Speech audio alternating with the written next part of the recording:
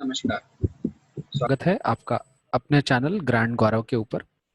आज हम लोग बात करेंगे Indian traditional culture and society ITCS में आश्रम व्यवस्था के अंतर्गत। इंडियन नॉलेज सिस्टम में हम लोग प्राचीन भारत से संबंधित बहुत सारी चीज़ों के विषय में एक एक करके देखते चले आ रहे हैं और ये बहुत महत्वपूर्ण टॉपिक्स हैं जो हमारे एंशियंट पीरियड में हमारी संस्कृति और सभ्यता, भारत का जो ज्ञान परंपरा है वो कितनी समर्थ रही है और कितनी एडवांस रही है, इस चीज़ को देखते हुए हम लोग आगे बढ़ रहे हैं। और इसी क्रम में, इसी सीरीज में हम लोग आश्रम व्यवस्था के विषय में आज पढ़ने का काम करेंगे। तो चलिए चलते हैं आश्रम व्यवस्था की तरफ। बढ़ने से पहले आपसे रिक्वेस्ट ज़रूर करूंगा, हमारे चैनल पर अगर आप नए हैं तो हमें सब्सक्राइब ज़रूर करें और हमारे चैनल को लाइक करें। वीडियोस को अगर आप ठीक समझते हैं, पाते हैं, तो अपने वैल्यूएबल कमेंट्स हम तक ज़रूर पहुंचाएं।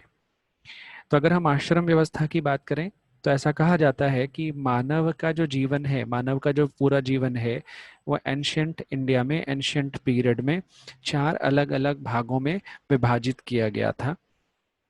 और अगर हम इस विभाजन को देखें तो ये विभाजन कुछ इस प्रकार का है कि जिसमें हम अपने जीवन को 100 वर्ष का एक अनुमान, 100 वर्ष का एक औसत जीवन मान करके, और उसे हमने अपने जीवन के उस 100 वर्ष के पीरियड को, 100 वर्ष की अवधि को 4 अलग अलग भागों में बांट दिया, जिसे हम ब्रह्मचर्य, गृहस्थ, वानप्रस्थ और संन्यास के नाम से जानते हैं।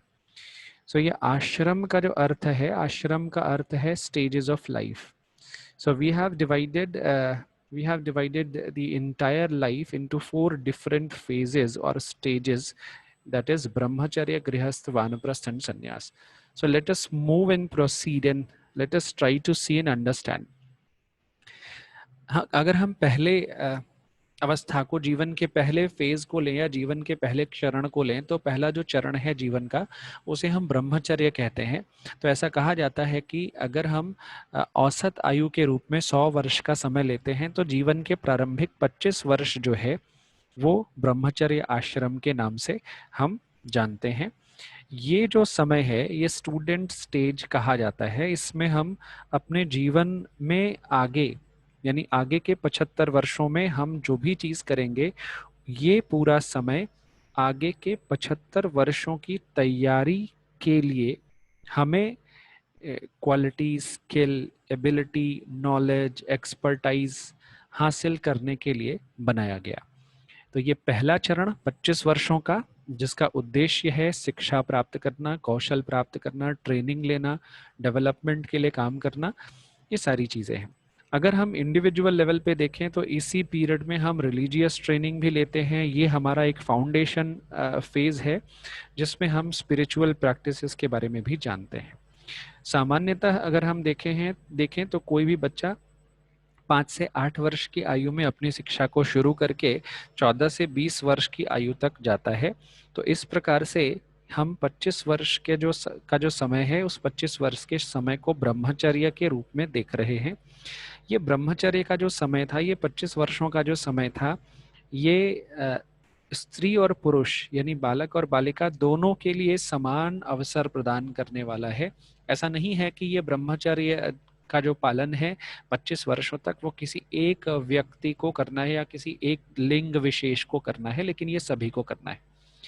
अगर हम मॉडर्न टाइम में देखें तो आज के टाइम में बच्चे स्कूल जाते हैं, कॉलेज जाते हैं, वोकेशनल और प्रोफेशनल कोर्सेज करते हैं, तो ये जितना पीरियड बच्चे अपनी पढ़ाई में, अपने डेवलपमेंट के लिए लगाते हैं, अपनी नॉलेज गेन करने के लिए, एक्सपर्टाइज के लिए, स्किल गेन करने के लिए लगाते हैं, ये पीरियड ही अपने आप में ब्रह्मचर्य का पीरियड कहा जा सकता है आज के समय के हिसाब से। अगर हम ब्रह्मचर्य को देखें तो ये जितने भी यम बताए गए, महर्षि पतंजलि द्वारा अष्टांग योग बताया गया और उस अष्टांग योग में 8 अंग बताए गए, जिसमें सबसे पहला अंग के रूप में यम बताया गया। यम विभिन्न प्रकार के नियमों की बात करता है। तो ब्रह्मचर्य जो है एक तरह से एक ऐसा कोर एथिकल प्रिंसिपल है या एक ऐसा कोर प्रिंसिपल है जिसमें हम एथिक्स के बेसिस पे अपने जीवन को नियंत्रित करने का काम करते हैं। तो इस पीरियड को ही ब्रह्मचर्य कहा गया। एक और इम्पॉर्टेंट बात कि अगर हम ब्रह्मचर्य को देखें तो इसमें सेलिबेसी यानी अपने उस समय में हम पवित्रता का पालन करते हैं। अगर हम ध्यान से समझें तो जितना नियंत्रण अपने ऊपर हम बना पाते हैं या जितने मॉडरेट तरीके से हम रह पाते हैं इस पीरियड में, ब्रह्मचर्य को हम उसी मॉडरेशन और उसी सेल्फ रिस्ट्रेंट से रिप्रेजेंट करते हैं। अगर ब्रह्मचर्य के विषय में कहें तो बहुत सारी चीज़ें कही जाती हैं, लेकिन सिर्फ एक वर्ड में अगर कहा जाए तो ये बिगिनिंग स्टेज ऑफ लाइफ है। जीवन का शुरुआती जो अवस्था है उसे हम ब्रह्मचर्य के रूप में जानते हैं। तो चलिए अगला जो बात आती है, अगला जो आश्रम का हिस्सा आता है वो गृहस्थ आता है। गृहस्थ आश्रम को हम दूसरा स्टेज कहते हैं, जो कि 26 से 50 वर्ष के बीच का माना जाता है, और इसे हम हाउस होल्डर स्टेज कहते हैं, गृहस्थ अवधि कहते हैं। इस पीरियड में कोई भी व्यक्ति अपने शिक्षा का जीवन छोड़कर, आश्रम छोड़कर, गुरुकुल छोड़कर, या अपने अपने शुरुआती ब्रह्मचर्य के समय में उसने जितनी शिक्षा पाई है उस शिक्षा का प्रयोग अब अपने जीवन में परिवार को बढ़ाने और आगे कार्य करने के लिए सुनिश्चित करता है। अगर हम लोगों की बात करें तो इस समय में लोग विवाह करते हैं, लोग अपने परिवार का ध्यान रखते हैं, अपने बच्चों का लालन पालन करते हैं, उनकी शिक्षा दीक्षा का ध्यान रखते हैं, और परिवार में एक स्पिरिचुअल प्रैक्टिस को भी पालन करने का काम करते हैं। जिन चीज़ों को उन्होंने ब्रह्मचर्य की अवस्था में सीखा जाना, उनका वो यहाँ पर प्रयोग करना शुरू करते हैं। इस पीरियड को हम प्राइमरली इंडियन कल्चर में विवाह का समय मानते हैं, क्योंकि इंडियन स्क्रिप्चर्स भी बहुत सारी भारतीय पांडुलिपियां और पुस्तकें भी हमें इसके विषय में जानकारी देती हैं कि ये समय व्यक्ति के द्वारा गृहस्थ जीवन व्यतीत करने का समय है। अगर हम इंडिविजुअल्स को देखें तो इस पीरियड में इंडिविजुअल्स को इनकरेज किया जाता है कि वो अपने आजीविका के लिए कार्य करें, विभिन्न प्रकार की वस्तुओं का उत्पादन करें, वेल्थ यानी धन को एकत्रित करने की दिशा में काम करें। साथ ही साथ जितना धन उन्होंने एकत्रित किया है उस धन के माध्यम से काम की प्राप्ति अर्थात सेंसुअल और सेक्सुअल प्लेजर्स एक्सपीरियंस को लेने का काम करें, लेकिन वो भी धर्म के अनुरूप। क्योंकि इसके पहले हम लोगों ने जो सीरीज ऑफ लेक्चर्स में हम लोगों ने एक चीज़ पढ़ी, धर्म अर्थ काम मोक्ष, जिसमें हम बात कर रहे थे जीवन के अर्थ के रूप में पुरुषार्थ को पढ़ रहे थे। तो पुरुषार्थ में ये कहा गया कि व्यक्ति को अर्थ और काम का प्रयोग करना चाहिए। किसके आधार पर? तो हमेशा व्यक्ति को अर्थ और काम का प्रयोग धर्म के आधार पर करना चाहिए। तो इस अवधि में व्यक्ति को धर्म के अनुरूप अर्थ को और अर्थ के अनुरूप काम का सेवन करना चाहिए। इस अवस्था में व्यक्ति को अपने परिवार का सपोर्ट करना चाहिए, अपने परिवार और समाज के लिए एक उपयोगी कड़ी के रूप में काम करना चाहिए।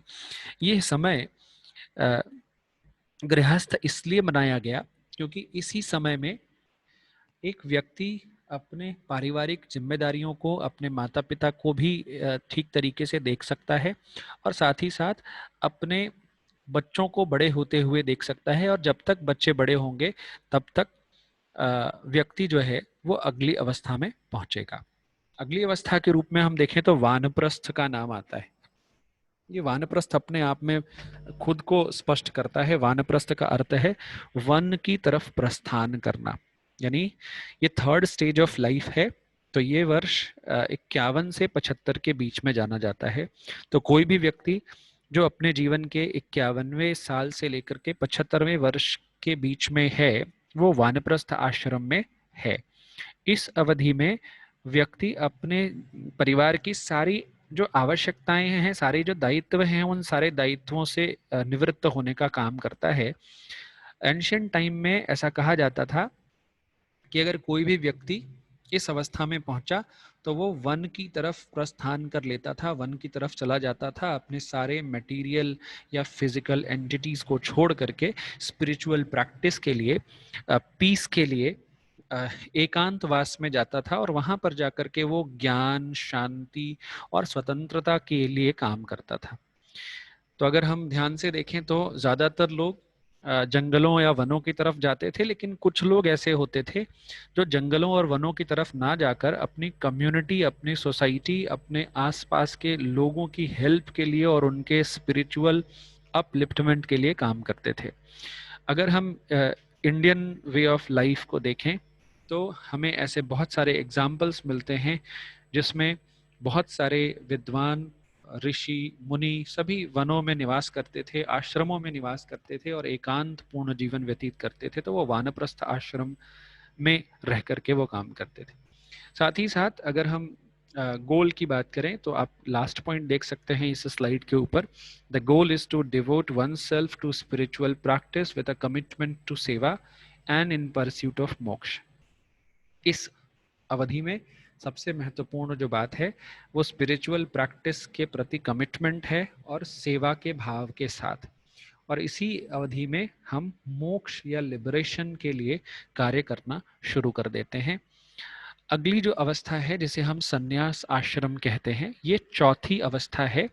This is called renunciation. इसे मुक्ति की अवस्था भी कहते हैं। तो कहा जाता है कि 76वें वर्ष से 100वें वर्ष का जो बीच का समय है, इसे संन्यास आश्रम के रूप में जानते हैं।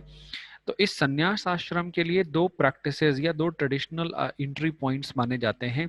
एक तो वो व्यक्ति जिसने ब्रह्मचर्य का पालन किया और ब्रह्मचर्य का पालन करने के बाद वो गृहस्थ आश्रम में नहीं गया, वो सीधे वानप्रस्थ या संन्यास आश्रम में प्रवेश करता है। और दूसरा वो व्यक्ति जिसने ब्रह्मचर्य पालन करने के बाद गृहस्थ जीवन व्यतीत किया, वानप्रस्थ को की तरफ गया और उसके बाद वो संन्यास की तरफ आ रहा है। तो दोनों के जीवन में जो प्रैक्टिसेस होंगी उसमें थोड़ा सा अंतर दिखाई देगा। वो अपने अपने जीवन के अनुरूप, अपने अपने जीवन में जो प्रैक्टिसेस परफॉर्म कर रहे हैं उसके अनुरूप कार्य करेंगे। तो कोई व्यक्ति जो ब्रह्मचर्य से वानप्रस्थ और संन्यास में आ रहा है, वो अपने गुरु के डायरेक्शन, गुरु के बताए गए मार्ग के अनुरूप प्रैक्टिसेस को फॉलो करेगा। और कुछ लोग जो गृहस्थ जीवन व्यतीत करने के बाद इस दिशा में बढ़ेंगे, उन्हें आवश्यकता से अधिक समय लगा करके और मोक्ष की प्राप्ति के लिए काम करना चाहिए। दूसरी तरफ अगर हम देखें तो ये बात भी कही जाती है कि ट्रेडिशनल लाइफ जो लोग जी रहे हैं, तो ट्रेडिशनल लाइफ जीने की दशा में मोक्ष की तरफ बढ़ना थोड़ा कठिन माना जाता है। स्थितियों को अगर ध्यान से देखें तो ऐसा नहीं है कि केवल पुरुष ही सन्यासी के रूप में या फिर पुरुष ही सन्यास को ग्रहण करने का काम करते थे, बल्कि ये अधिकार महिलाओं के पास भी सुरक्षित था। तो कोई भी स्त्री या कोई भी पुरुष जो मुक्ति के लिए कार्य करते थे, वो सन्यास आश्रम में कार्य करते थे। तो कुल मिलाकर के इस आश्रम का, इस अवस्था में प्रवेश करने का जो उद्देश्य था वो ये था कि हम अपने लिबरेशन के लिए, अपनी मुक्ति के लिए काम करें, मुक्ति को प्राप्त करें, बर्थ और डेथ की साइकिल से छूट करके, पुनर्जन्म की अवस्था से छूट करके ब्रह्म, परम ब्रह्म में एकाकार हो जाएं। इस आश्रम का सबसे बड़ा उद्देश्य यही माना गया।